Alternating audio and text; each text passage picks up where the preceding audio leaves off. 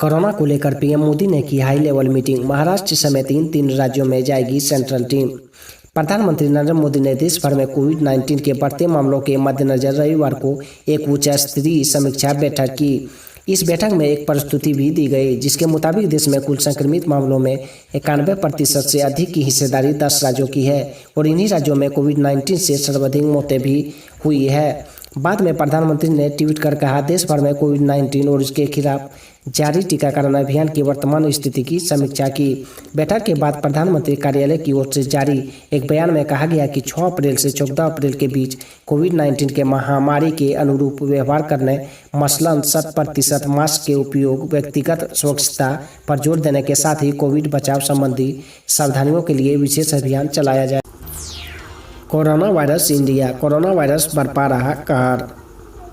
देश में corona virus की दूसरी लहर में नए मामले तेजी से बढ़े हैं। पिछले साल की तुलना में इस बार संक्रमण तेजी से फैल रहा है।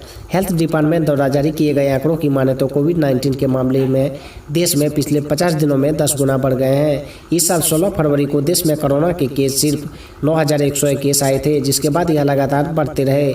अप्रैल की शुरुआत में संक्रमित मरीजों की संख्या बढ़कर 90,000 के पार पहुँच गई।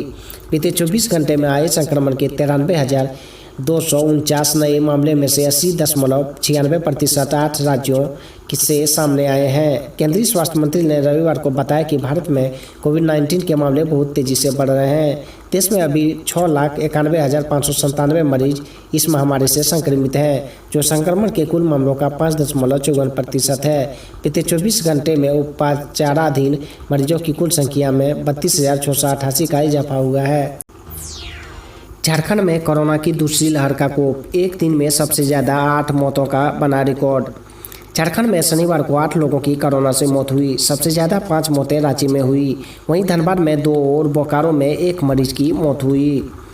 शनिवार को सरायकेला खरसावां को छोड़कर बाकी 23 जिलों में कोरोना संक्रमित मिले।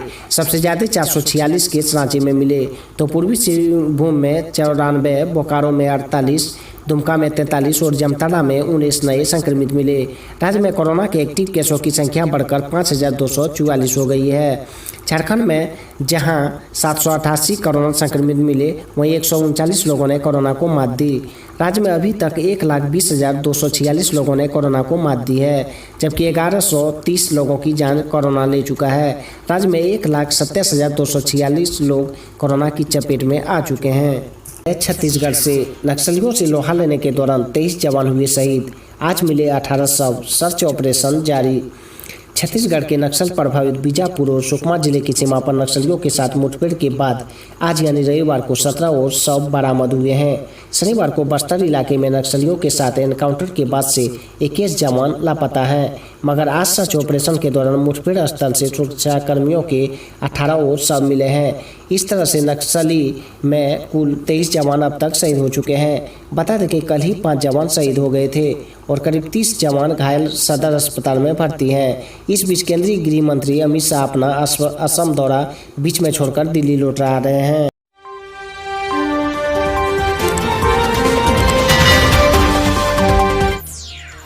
कहीं नाइट कर्फ्यू तो कहीं स्कूल हुए बंद। 5 दिन के अंदर कोरोना वायरस ने बदली भारत की सूरत।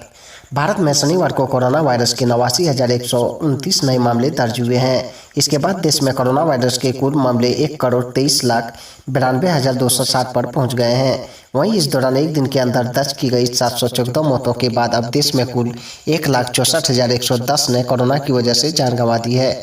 स्वास्थ्य मंत्रालय के मुताबिक देश में इस हफ्ते की शुरुआत में कोरोना वायरस के कुल 1,20,39,644 मामले थे। दिल्ली में कोरोना का कोहराम जारी। दूसरे दिन भी 3500 से अधिक नए केस। 6.72 लाख के पार पहुंचा संक्रमितों का आंकड़ा।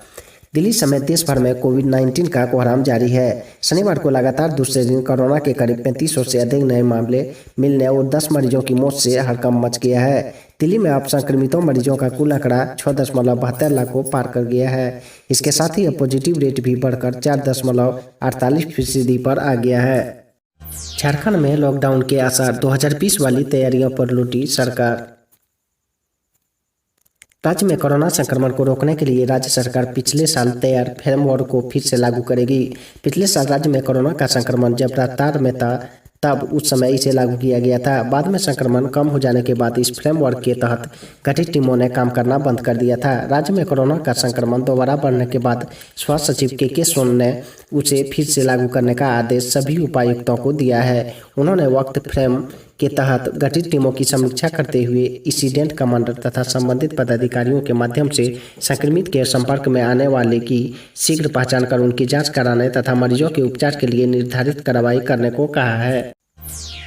27 लाख छात्र बिना एग्जाम के प्रमोट। झारखंड में पहली से 8वीं क्लास के लिए एडमिशन शुरू।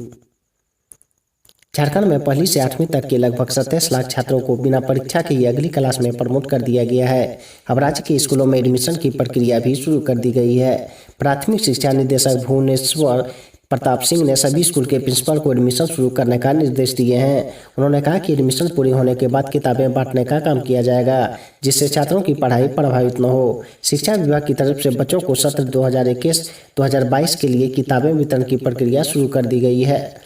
इसके साथ ही सत्र 2020-2021 के पहले 3 महीने के लिए स्कूलवार अनाजों का आवंटन भी विभाग की तरफ से कर दिया गया है। साथ ही सभी प्रिंसिपल को निर्देश दिया गया है कि छात्र की संख्या और नियमानुसार डिमांड के मुताबिक वे निर्धारित जगह से अनाज का उठाव कर सकते हैं। उन्हें 30 मई तक अनाज उठाने का निर्देश दिया गया है।